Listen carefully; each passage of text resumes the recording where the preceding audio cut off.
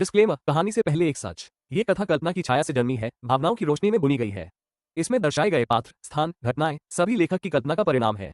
यदि इनमें से कोई भी किसी वास्तविक व्यक्ति, समुदाय या परंपरा से मेल खाता हो, तो वो सिर्फ एक संयोग है। हमारा उद्देश्य किसी की भावना को ठेस पहुंचाना नहीं, बल्कि एक अनसुनी दुनिया में आपको ले जाना है, जहां हर मोड़ पर एक रहस्य, एक भावना और एक सोच छुपी है। कृपया ध्यान दें, इस वीडियो की कहानी, स्क्रिप्ट, आवाज और प्रस्तुति पूरी तरह से मौलिक है।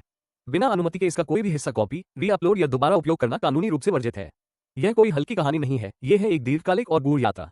अगर आप तैयार हैं तो चलिए आगे बढ़ते हैं। अभी सब्सक्राइब करें, बेल आइकन दबाएं ताकि आप हर नए अध्याय से जुड़े रहें। कमेंट करें, आप किस मोड़ पर सबसे ज्यादा रोमांचित हुए। धन्यवाद। त्रिकाल माया, जहां हर कहानी एक अनुभव बनती है। एपिसोड 81 सप्तशिखर युद्धभूमि और अंतिम भविष्यवाणी। तपोवन कथा कंटिन्यूज। Shadow trials arc. युद्ध वही नहीं होता जहां तलवारें खनकती हैं, बल्कि वहां होता है जहां आत्माएं डगमगाती हैं। सप्तशिखर का खुलना। सप्तशिखर का द्वार खुलते ही आसमान में एक त्रिकोणीय आकृति चमक उठी। 3 दिशाओं से आती प्राचीन ऊर्जा, जैसे स्वयं धरती, आकाश और मृत्यु एक मंच पर आ गए हों। राघव और श्रवण दोनों के शरीर कांप उठे। मां माधवी पीछे हट गई। उसके माथे पर तीसरी आंख सी कोई रेखा उभर आई। अब निर्णय होगा, कौन उत्तराधिकारी बनेगा छायावंश का। राघव बनाम श्रवण युद्ध की पहली लहर। श्रवण ने हवा में तलवार घुमाई और बोला, मैं तेरे अंदर के अंधकार को मिटाने आया हूं राघव। राघव शांत रहा, पर उसकी आंखों में एक अजीब ठंडक थी। तू मुझे मिटा नहीं सकता, क्योंकि तू अब भी प्रेम करता है और प्रेम में युद्ध अधूरा होता है। श्रवण झल्लाया। दोनों भिड़े। छाया शक्ति बनाम प्रकाश बल। धरती फटने लगी, प्राचीन शिलाएं टकराने लगीं, और बीच में तपोवन की आत्मा चीख उठी। मां माधवी की चेतावनी। मां माधवी सामने आकर चीखी, रुको दोनों, अगर ये युद्ध यहीं समाप्त न हुआ तो सप्तशिखर की आत्मा स्वर्ग और अधोलोक दोनों को नष्ट कर देगी। राघव रुका। श्रवण के हाथ थमे, लेकिन तभी देवसभा के देवता हंसे। अब बहुत देर हो चुकी है। जो प्रारंभ हुआ है वह अब पुनर्जन्म की अंतिम कुंजी बनेगा। भविष्यवाणी प्रकट होती है। सप्तशिखर से निकली एक काले प्रकाश वाली मूर्ति, ऋषि वात्सल्य की छाया, जिसने घोषणा की, जिसने छाया को अपनाया और भाई के रक्त से अपना मार्ग धोया, वही बनेगा नवपुनर्जन्म का स्वामी। राघव पीछे हट गया। श्रवण कांपा। क्या सचमुच भाई की हत्या की अंतिम परीक्षा है? भावनात्मक मोड़। राघव ने तलवार फेंक दी। मैं पुनर्जन्म नहीं चाहता, अगर उसकी कीमत भाई का रक्त है। श्रवण चुप रहा। मां की आंखों से अश्रुधारा बह निकली। देवताओं के चेहरे पर क्रोध। मूल्य चुकाना ही पड़ेगा, बोले कालाक्ष। समापन की ओर बढ़ती शक्ति। अचानक सप्तशिखर हिल उठा। तीनों दिशाओं से शक्ति राघव के शरीर में समा गई। उसका तीसरा चिन्ह सक्रिय हो गया, छायात्रय चिन्ह। श्रवण ने सिर झुका लिया। वह जान गया, अब राघव ही उत्तराधिकारी है, और शायद वही हमारी अंतिम आशा भी। एपिसोड 82 देवसभा का निर्णय और राघव का निर्वासन। क्या देवता अब भी उसे स्वीकारेंगे, या वह एक निर्वासित योद्धा बनेगा जो खुद के पथ को रचेगा? एपिसोड 82 देवसभा का निर्णय और निर्वासित छाया। तपोवन कथा कंटिन्यूज। Shadow trials arc. जब देवता मौन हो जाए तो समझ लो कोई देवता बनने को तैयार हो रहा है। देवसभा का मौन निर्णय। सप्तशिखर की ऊर्जा शांति में विलीन हो चुकी थी। देवसभा के 8 देवता कालाक्ष, सोमयतेज, भैरवश, वायुनंदन, दिव्यनेत्र, अर्णवेंद्र, चितांश और रात्रिरुद्र अब राघव की ओर देख रहे थे। कालाक्ष ने कठोर स्वर में कहा, राघव, तूने शक्ति प्राप्त की है, पर नियम तोड़े हैं। एक उत्तराधिकारी प्रेम से नहीं, बलिदान से बनता है। श्रवण ने कुछ कहना चाहा, पर राघव ने उसे रोका। मुझे उत्तराधिकारी नहीं बनना। मुझे सत्य जानना है, अपनी मां की गूढ़ शक्ति, अपने पुनर्जन्म का रहस्य और इस छाया में बसी वह आत्मा जो हर बार मुझे खींच लाती है यहां। मां माधवी की असली पहचान। देवसभा के बीच खड़ी मां माधवी अब अलग सी दिख रही थी। उसके केश हवा में लहरा रहे थे। तीसरी आंख चमक रही थी और उसकी हथेली पर प्राचीन लिपि में कुछ उभर आया था। मुझे समय नहीं चाहिए, मुझे अपना पुत्र चाहिए। लेकिन वह पुत्र अब देवताओं के विरुद्ध खड़ा है। निर्वासन की घोषणा। कालाक्ष ने घोषणा की, राघव, तू अब छायापथिक कहलाएगा। ना तू इस लोक का है, ना परलोक का। तू निर्वासित है, परछाई और प्रकाश के बीच की दरार में जीने के लिए। साथ ही राघव को एक काले धागे वाला मणियंत्र सौंपा गया। इसमें तेरी शक्ति बंद है। जब तू अपने पुनर्जन्म की अंतिम स्मृति पालेगा, तभी यह पुनः खुलेगा। नई यात्रा का आरंभ। श्रवण ने राघव से आंखें मिलाईं। कभी तू लौटेगा, तब मैं तेरे विरुद्ध नहीं खड़ा होऊंगा, बल्कि तेरे पीछे युद्ध लड़ूंगा। राघव ने गर्दन हिलाई। तपोवन के पर्वत अब दूर छूट रहे थे और उसके पैरों के नीचे एक नया मार्ग खुल रहा था, अंधवन की ओर। अंतिम संकेत। देवसभा के बाहर एक अज्ञात छाया ने धीमे स्वर में कहा, अब प्रारंभ होगा पुनर्जन्म की अंतिम स्मृति का द्वार, जहां राघव को अपने पूर्वजन्म की मृत्यु को स्वयं दोहराना होगा ताकि वह मुक्त हो सके। एपिसोड 83, अंधवन की पुकार और पूर्वजन्म की पहली झलक। तपोवन कथा कंटिन्यूज। Shadow trials arc. जब प्रकाश की सीमाएं टूटती हैं तो छाया बोल उठती है। अंधवन की सीमा। तपोवन के दक्षिण छोर पर, जहां दिन भी अंधकार से थरथराता था, वहीं राघव पहुंचा अपने निर्वासन की शुरुआत करने। अंधवन, जिसे देवता भी वर्जित भूमि कहते थे, जहां समय ठहर जाता है और स्मृतियां जीवित हो जाती हैं। पेड़ विशाल थे। उनकी जड़ें जमीन में नहीं, हवा में उलझी हुई थीं। पत्तियां नहीं झरती थीं, वे कानों में फुसफुसाती थीं। स्वागत है राघव। पुनर्जन्म का पहला द्वार तैयार है। स्मृति दर्पण और आत्मा का अंश। वन के मध्य एक स्मृति दर्पण तैरता मिला। एक झील जैसी सतह, जिसमें देखने पर आत्मा के सबसे पुराने रूप की झलक मिलती थी। राघव ने जैसे ही देखा, एक दृश्य कौन था? पूर्वजन्म की पहली झलक। वर्ष असंख्य युग पहले। स्थान किसी राजा का दरबार। एक तेजस्वी राजकुमार, पर चेहरे पर राघव जैसी आंखें। राजा की सभा में वह सत्य के पक्ष में खड़ा हुआ। राजा ने कहा, राजवंश की रक्षा के लिए तुझे मौन रहना होगा। राजकुमार बोला, यदि मेरी आत्मा मौन हो जाए तो क्या मैं जीवित रहूंगा? अगले ही क्षण उसे धोखे से विष पिलाया गया और मरते समय वह बोला, मेरी आत्मा जब फिर लौटेगी, तब मैं छाया में जन्म लूंगा, पर न्याय से फिर मुंह न मोड़ूंगा। राघव की प्रतिक्रिया। राघव हांफने लगा। शरीर कांप गया। उसका हृदय जोर जोर से धड़क रहा था। यह मैं था। क्या मैं हर जन्म में बलिदान ही करता रहा हूं? आवाज आई, छाया केवल पुनर्जन्म नहीं देती, वह अधूरा कर्म भी साथ लाती है।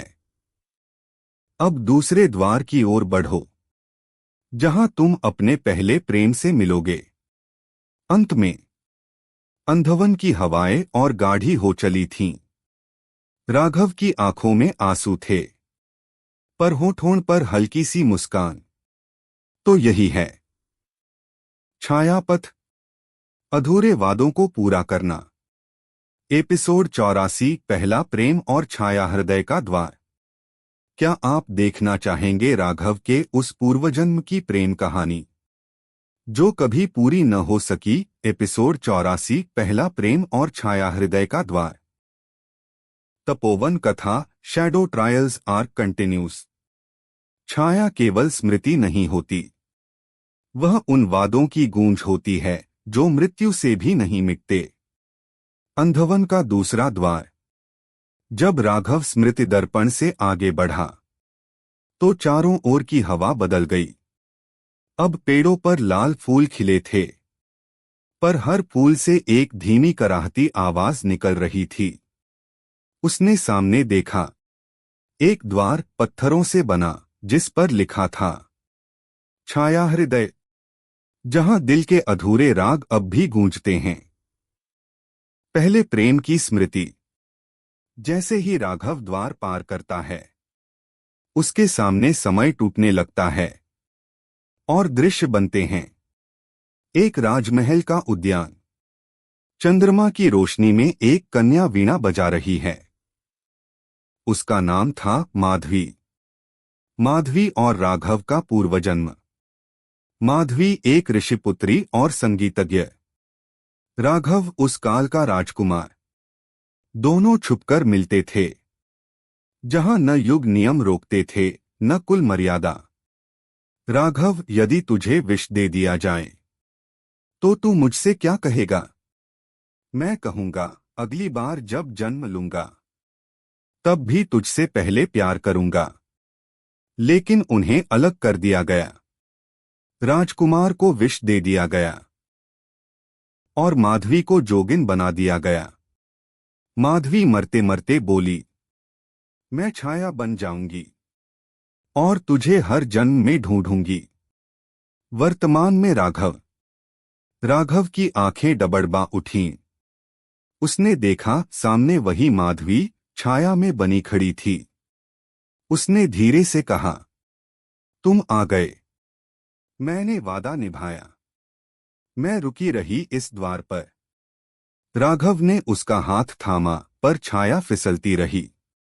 मैं अभी पूरा नहीं हुआ माधवी, मुझे तीसरी परीक्षा भी देनी है। अगला संकेत। जैसे ही राघव आगे बढ़ा, एक जली हुई भूमि दिखी, जहां आत्माएं चीख रही थीं।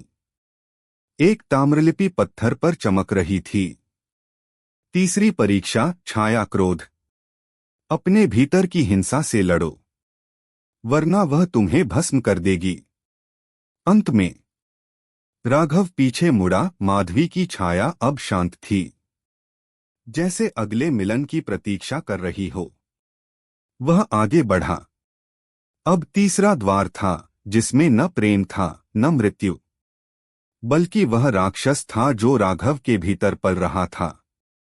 एपिसोड 85, छाया क्रोध और राघव का भीतर का युद्ध। क्या आप देखना चाहेंगे वह भीषण मानसिक और आध्यात्मिक युद्ध, जहां राघव को खुद के सबसे अंधेरे रूप से लड़ना होगा? एपिसोड 85, छाया क्रोध और राघव का भीतर का युद्ध। तपोवन कथा, शैडो ट्रायल्स आर्क कंटिन्यूज। जिस दिन तुम स्वयं को पहचान लोगे, उस दिन छाया नहीं, प्रकाश भी डर जाएगा। तपोवन के तीसरे द्वार पर। तीसरा द्वार, न कोई मूर्ति न कोई प्रतीक, बस काले धुएं की लहरें और बीच में जलता हुआ ताम्रवृत्त। छाया क्रोध, स्वयं के भीतर का राक्षस। राघव जैसे ही भीतर प्रवेश करता है, जमीन उसके पांवों तले दरकने लगती है और वह गिर जाता है अपने ही मन के अंधकार में। भीतर का युद्ध। एक काली भूमि जहां कुछ भी स्थिर नहीं। राघव के सामने उसकी छाया आत्मा खड़ी होती है। वही चेहरा, वही आंखें, लेकिन उनमें अग्नि है। छाया, राघव, तू मुझे कितना दबाएगा राघव? मैं वो हूं जो मां की मौत पर चिल्लाया नहीं, वो जो ईर्ष्या करता है श्रवण से, और वो जो माधवी को खो देने के बाद रोया नहीं। राघव का पता है। उसके भीतर की परतें खुलती हैं। माधवी का वियोग, श्रवण का अपमान, पिता की अस्वीकृति, और सबसे गहरा, स्वयं से घृणा, क्रोध का स्वरूप। छाया, राघव दैत्याकार बन जाता है। उसके हाथों में अंधकार की तलवार है। एक विकट युद्ध होता है, जहां ना मंत्र चलते हैं, ना अस्त्र, बल्कि हर वार एक स्मृति को फाड़ता है। राघव गिरता है, घायल होता है, लेकिन तभी उसे स्मरण होता है। माधवी ने प्रतीक्षा की, मां ने बलिदान दिया, और मैं ही वह हूं जो इस छाया को स्वीकार कर सकता है। अंत की शांति। राघव अपनी छाया को गले लगा लेता है। अंधकार विलीन हो जाता है, और उसकी छाती से एक काले क्रिस्टल का निर्माण होता है। छाया हृदय। अब वह अधूरा नहीं रहा। द्वार खुलता है। एक नई शक्ति उसके भीतर जन्म लेती है। अंध प्रकाश, जो न केवल अंधकार को साधता है, बल्कि उसे पथ दिखाता है। अब राघव तैयार है। अगले पड़ाव की झलक। तीनों छाया परीक्षाएं पूर्ण हो चुकी हैं, लेकिन तपोवन अब बदल चुका है। श्रवण की स्थिति संदिग्ध है, और एक गुप्त संगठन जिसे लोग ताम्रसंघ कहते हैं, अब राघव की शक्तियों के पीछे है। एपिसोड 86, तपोवन में विद्रोह और ताम्रसंघ की दस्तक। क्या आप देखना चाहेंगे जब राघव तपोवन लौटेगा, पर उसे अपने ही लोगों की आंखों में संदेह और विद्रोह दिखेगा? एपिसोड 86, ताम्रसंघ की दस्तक और तपोवन में विद्रोह। तपोवन कथा, शैडो ट्रायल्स आर्क कंटिन्यूस। जब कोई प्रकाश से डरता है, तब वह अंधकार को अपना ईश्वर बना लेता है। तपोवन की वापसी। राघव तीनों छाया परीक्षाओं को पार कर अब पहले से कहीं अधिक शांत और गहरा होकर लौटता है। उसकी आंखों में अब अंधकार भी ठहरा है, लेकिन वह भयावह नहीं, न्यायप्रिय है। तपोवन के द्वार पर पहुंचते ही वातावरण कुछ अजीब लगता है। पहरेदार उसे पहचानते हैं, लेकिन सिर झुका लेते हैं। कोई स्वागत नहीं करता, कोई आदर नहीं दिखाता। श्रवण नहीं दिखता, माधवी नहीं दिखती। सभा में विद्रोह। तपोवन की प्रमुख सभा में, जहां राघव का स्वागत होना चाहिए था, वहां विरोध के स्वर उठते हैं। तुम्हारी शक्तियां शुद्ध नहीं रहीं, राघव। तुम अब छाया के पुत्र हो, हम कैसे विश्वास करें? श्रवण घायल अवस्था में है, और तुम लौटे हो अंधकार के साथ। राघव मौन रहता है, लेकिन उसकी दृष्टि उस एक पुरुष पर टिकती है। भैरव रचित, एक वृद्ध तपस्वी जो तपोवन के अनुशासन मंडल का मुखिया है, और जो पहले कभी राघव को संदेह की दृष्टि से नहीं देखता था, अब वही सबसे मुखर विरोध करता है। ताम्रसंघ का संकेत। उसी रात राघव को माधवी की एक गुप्त चिट्ठी मिलती है। मैं अब सुरक्षित नहीं हूं। श्रवण पर हमला हुआ था, लेकिन वह ताम्रसंघ का था। यह संघ तपोवन के भीतर ही काम कर रहा है। राघव, यह लड़ाई अब सिर्फ आत्मा की नहीं, तपोवन की भी है। राघव की मुट्ठियां भींच जाती हैं। ताम्रसंघ कौन है वे? माधवी की चिट्ठी में एक नाम दर्ज था, विक्रम ताम्रलिंग, एक निर्वासित ऋषि जो तपोवन के भीतर छाया विद्या का प्रचार करता था और जिसे सालों पहले देश निकाला दिया गया था, पर अब उसके अनुयायी लौट चुके हैं। ताम्रसंघ, छाया, मंत्र और विद्रोह का घातक संगम। अंत में संकल्प राघव पहली बार स्पष्ट देख पाता है। उसके सामने दो युद्ध हैं, एक बाहर का युद्ध ताम्रसंघ और तपोवन के लिए, दो भीतर का युद्ध विश्वास, प्रेम और अपनों की रक्षा का। वह एक निर्णय लेता है। अब वह केवल विद्यार्थी नहीं, एक प्रहरी है। अगली कड़ी की झलक। एपिसोड 87, ताम्रसंघ का पहला वार और माधवी की वापसी।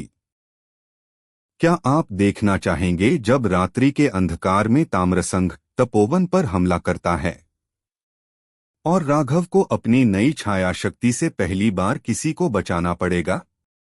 एपिसोड 87, ताम्रसंघ का पहला वार और माधवी की वापसी। तपोवन कथा, शैडो ट्रायल्स आर्क कंटिन्यूस। जब अंधकार खुद रक्षा बन जाए तब प्रकाश को भी छिपकर चलना पड़ता है। रात का मौन और उसका टूटना। तपोवन की रातों में हमेशा शांति रहती थी, लेकिन आज हवाओं में कुछ बदल गया था। राघव गुफा में ध्यान कर रहा था। उसकी चेतना अब केवल प्रकाश को नहीं, छाया को भी सुन सकती थी। और तभी उसने सन्नाटे में एक चीख सुनी। हमला। तपोवन की पश्चिमी दीवार से एक रहस्यमयी ऊर्जा फूट पड़ी। जैसे ही पहरेदार भागे, छाया से लिपटे हुए योद्धा प्रकट हुए। ताम्रसंघ का हमला शुरू हो चुका था। उनके हाथों में ताम्र त्रिशूल, जो अंधकार में जलता था और मंत्रों को निष्क्रिय कर देता था। तपोवन अब केवल तुम्हारा नहीं, ताम्रसंघ लौट आया है और इस बार हम विनाश नहीं, सत्ता लाएंगे। राघव की पहली छाया डाई। राघव बाहर निकला, लेकिन आज वह पहले जैसा नहीं था। उसके चारों ओर छाया घूमने लगी।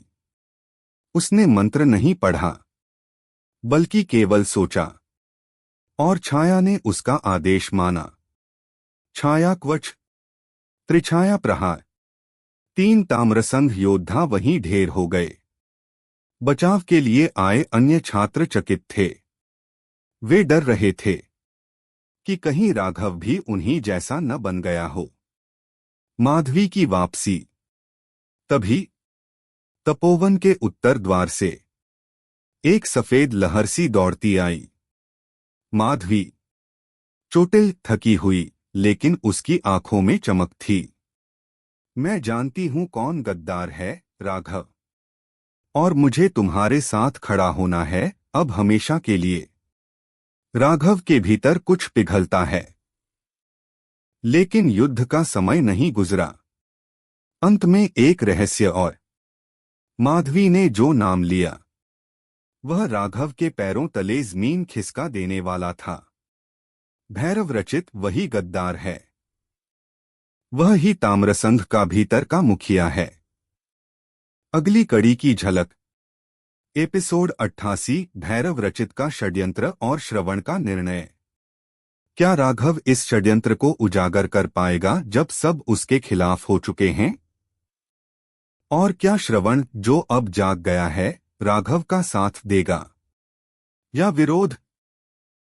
एपिसोड 88, भैरव रचित का षड्यंत्र और श्रवण की आंखें खुलती हैं। तपोवन कथा, शैडो ट्रायल्स आर्क कंटिन्यूस। कभी कभी अपने सबसे प्रिय व्यक्ति की छाया ही सबसे बड़ा अंधकार होती है।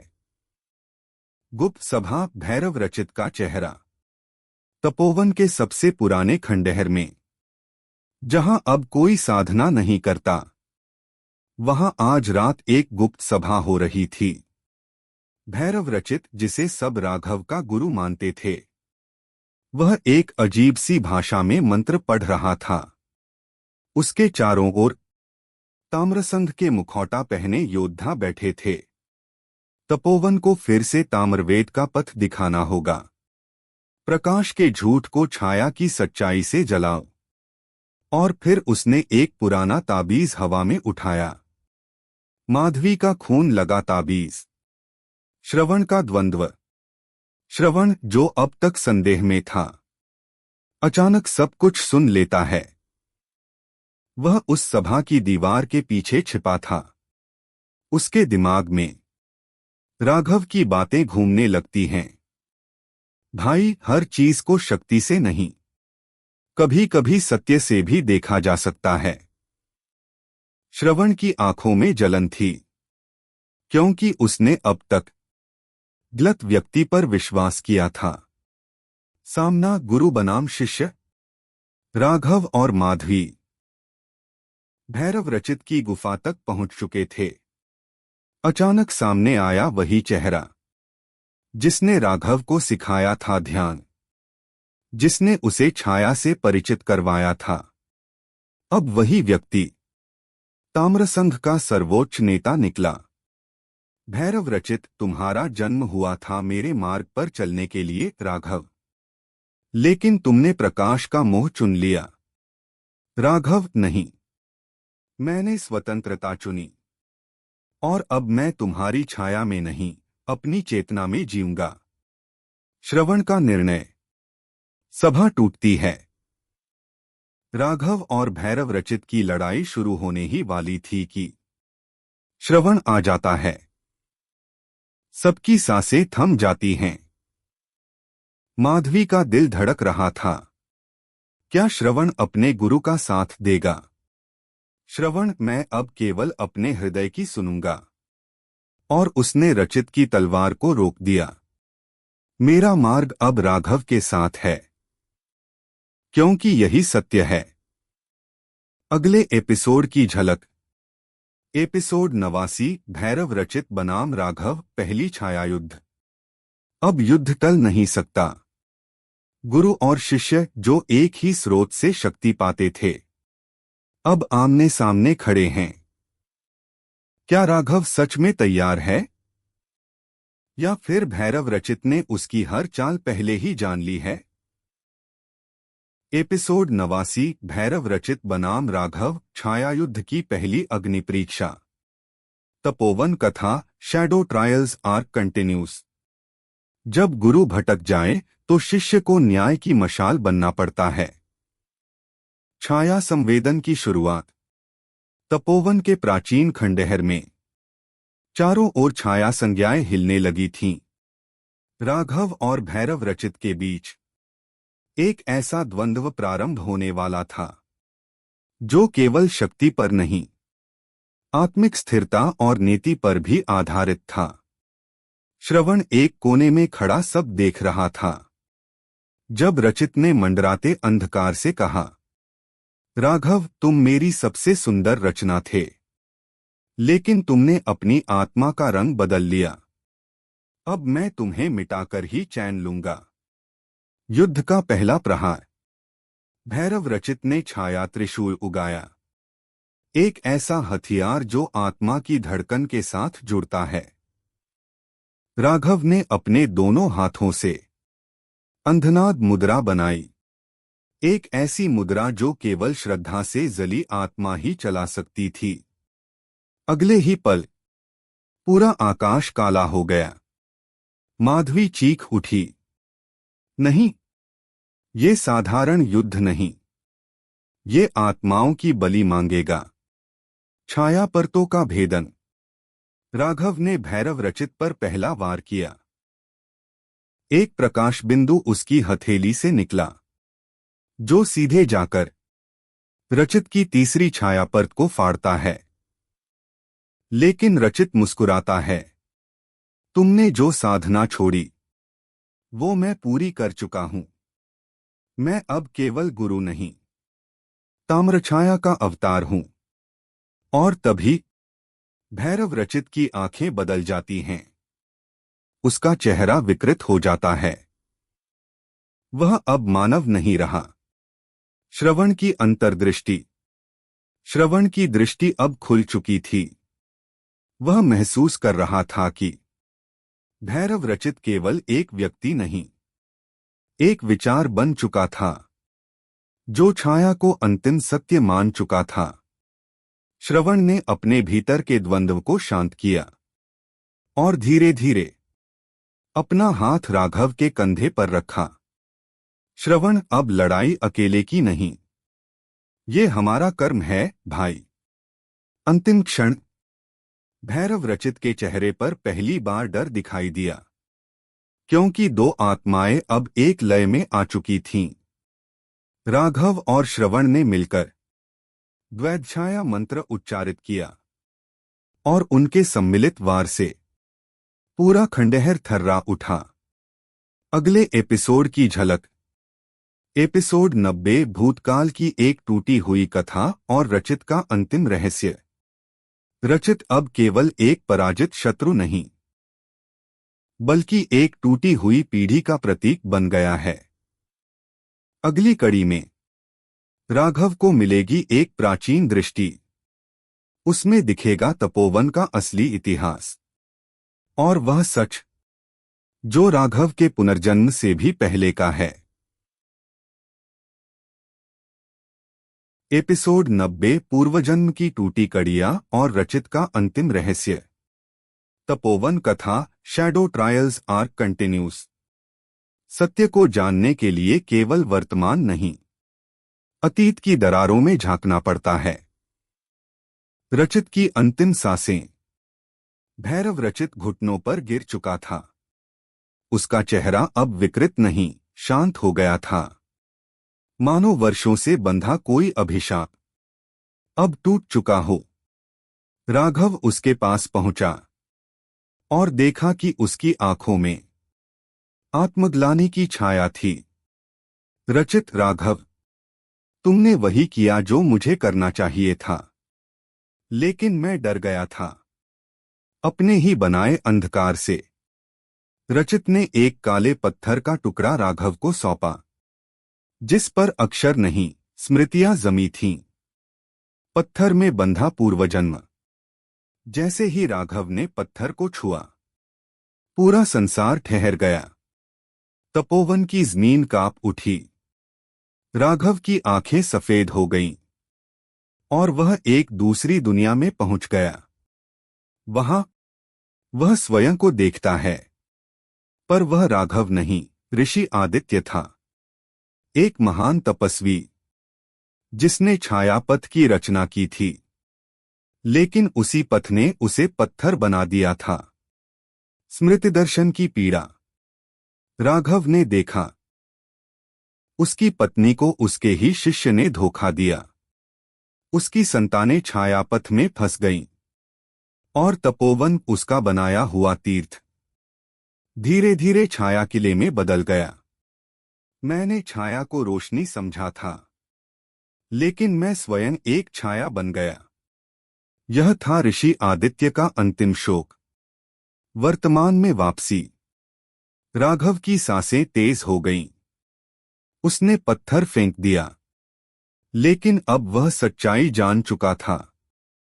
राघव, मैं ही था जिसने इस विनाश की नींव रखी थी, लेकिन अब मैं इसे समाप्त करूंगा, चाहे इसके लिए मुझे फिर से मरना क्यों न पड़े। श्रवण और माधवी स्तब्ध खड़े थे। वे जान गए थे कि अब राघव एक साधारण पुनर्जन्मित आत्मा नहीं रहा, बल्कि एक कर्मयुद्ध का नायक बन चुका था। अगले एपिसोड की झलक। एपिसोड 91, प्राचीन द्वार का उद्घाटन और कालगति का भटका। अब जब राघव को पूर्वजन्म की स्मृति मिल गई है, वह तपोवन की सबसे गुप्त जगह काल संकेत द्वार को खोलने के योग्य हो गया है। पर उस द्वार के पीछे जो सच छिपा है, वह उसकी आत्मा को तोड़ भी सकता है।